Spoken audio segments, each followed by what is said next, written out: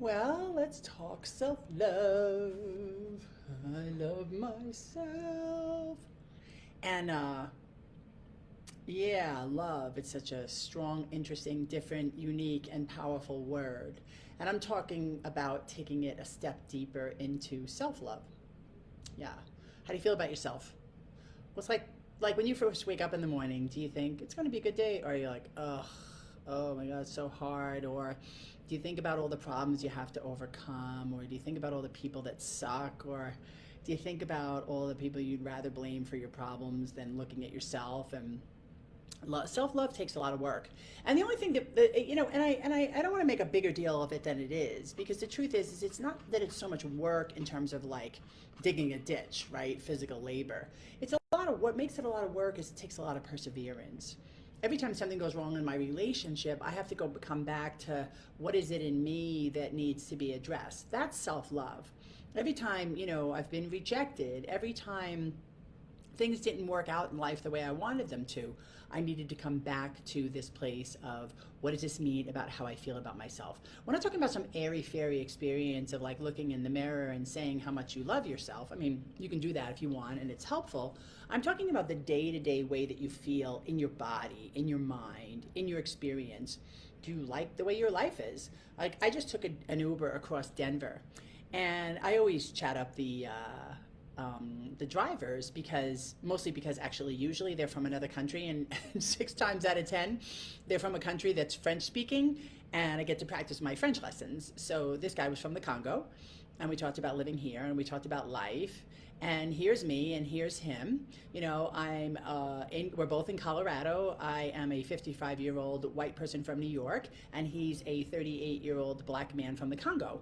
And we're talking about how good life is, and we're talking about what it is that makes life good. And we both agreed that it's this.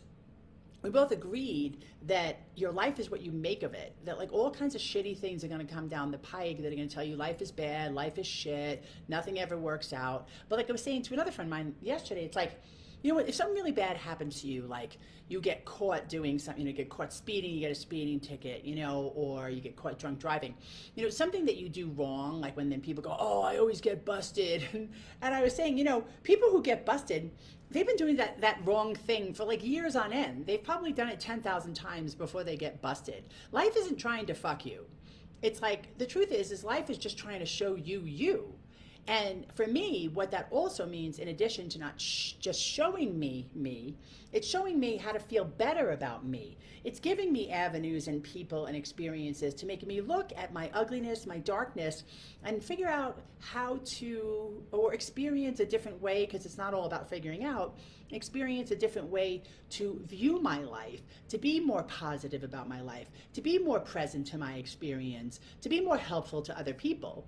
And really, if you want to know how the light shines from the inside out, is that once you get that fire burning inside and you start interacting with people from that place of, that fire that's burning, which is, I believe, whatever you want to call it, the Holy Spirit, higher consciousness, conscious creation, body consciousness, higher self, God, whatever you want to call it, once you start coming from that place in your interactions with other people, your relationships get better, and then your self-love grows. Like self-love, sometimes people think it's like, oh, I'm going to go pray, I'm going to go sit, I'm going to write affirmations. These things that I do, and when I work with other people that I help them do to improve oneself, to learn about the higher self, to love oneself more, the whole purpose is to feed them out to other people who also need what you've gained in terms of knowledge and experience and wisdom and self-love. And what happens is it becomes this like burning pyre that just gets bigger and brighter, because you take what you've learned, you share it with other people, it grows. They share it with other people, it grows. They tell you how good their life is, that fire burns brighter in you. Your fire burns brighter when they tell you how great it is. They go tell other people how great it is, and it just expands upon itself. In the same way that this like shitty, heavy experience we've been having in life for the past few years has also expanded upon itself. Death, depression, unhealthy media, spinning around one's head, sitting in one's living room, looking to like drink or be medicated to deal with your day-to-day experience, not being present, not being in your body, polluting yourself, treating people like shit, arguing, fighting.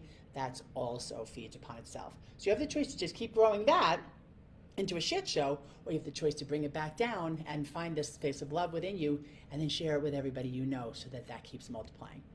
Self-love. It's unconditional. It's the greatest force in the universe. And it's yours for the taking with the little things you do to change your attitude on a daily basis. Like maybe watch this podcast. I don't know. Thanks for joining me and have a great day.